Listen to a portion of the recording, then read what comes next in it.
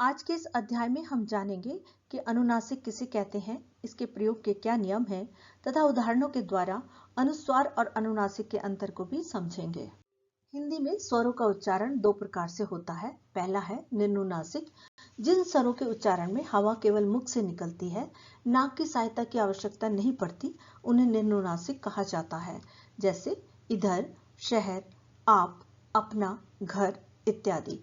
दूसरा है अनुनासिक, जिन स्वरों का उच्चारण मुख और नासिका दोनों से किया जाता है, वे अनुनासिक कहलाते हैं और इन्हीं स्वरों को लिखते समय इनके ऊपर अनुनासिक चिन्ह यानी चंद्र बिंदु का प्रयोग किया जाता है। जैसे गांव, दांत, आंगन, सांझ आदि। निम्नुनासिक तथा अनुनासिक स्वर के अंतर से शब्दों के उच्चारण तथा अर्थ में बहुत अंतर आ जाता है। उदाहरण देखते हैं, जैसे काटा, कांटा, आधी, आंधी, कहा, कहां, सवार, संवार, उगली, उंगली, पूछ, पूछ।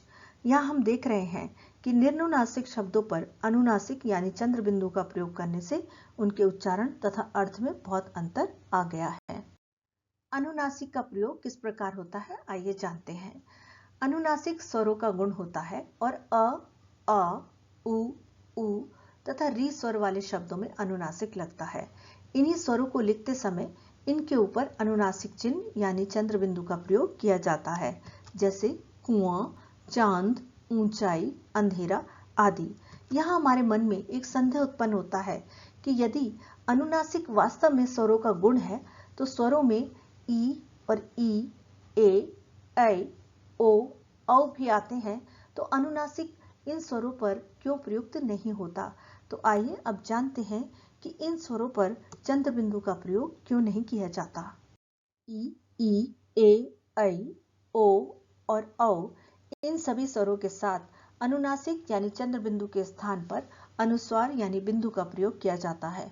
इसका कारण यह है कि इन स्वरों में शिरोरेखा के ऊपर मात्रा चिन्ह आते हैं, वह अनुनासिक के लिए जगह की कमी के कारण अनुस्वार का प्रयोग किया जाता है। इससे इन शब्दों के अर्थों में कोई परिवर्तन नहीं आता। इसके उदाहरण देखते हैं, जैसे नहीं, गोंद, छौंक, मैं, कहीं आदि। इन सभी उदाहरणों में हम देख रहे हैं कि शिरोरेखा के ऊपर मात्रा चिन्ह लगे हुए हैं। इनमें अनुनासिक यानी चंद्र बिंदु के चिन्ह के लिए पर्याप्त स्थान नहीं है, इसलिए इन सभी मात्राओं के साथ अनुनासिक के स्थान पर अनुस्वार को लगाया गया है। इससे इनके लेखन में आसानी रहती है। अब हम जानते हैं कि अनुस्वार और अनुनासिक में क्या अंतर है।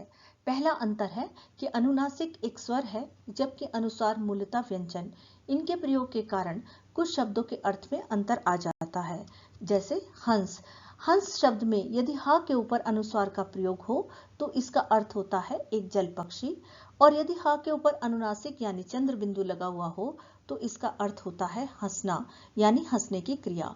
स्वांग, अनुस्वार के साथ इसका अर्थ होता है स्व प्लस अंग यानी अपने अंग, और अनुनासिक के चिन्ह के साथ प्रयोग होने से इसका अर्थ होता है ढोंग। दूसरा अंतर है अनुनासिक यानी चंद्र बिंदु को परिवर्तित नहीं किया जा सकता, जबकि अनुस्वार को वर्ण में बदला जा सकता है। तीसरा अंतर है कि अनुनासिक का प्रयोग केवल अ, उ, री आदि स्वरों में ही किया जा सकता है, जिनकी मात्राएं शिरोरेखा के ऊपर न लगी हों। स्थान की कमी के कारण अन्य स्वरों के साथ अनुस्वार का प्रयोग ही किया जाता है। इन सभी उदाहरणों तथा नियमों से आपको यह स्पष्ट हो गया होगा कि अनुस्वार और अनुनासिक में क्या अंतर है और इनका प्रयोग किस प्रकार से किया जाता है। यदि आपको ये वीडियो पसंद आई हो तो चैनल को सब्सक्राइब करें, लाइक करें तथा मित्रों के साथ शेयर करें और बेल आइकॉन को प्रेस करना ना भूलें ताकि आपको मेरी नई वीडियो की नोटिफिकेशन मिलती रहे। अगली वीडियो में आपसे फिर मुलाकात होगी। धन्यवाद।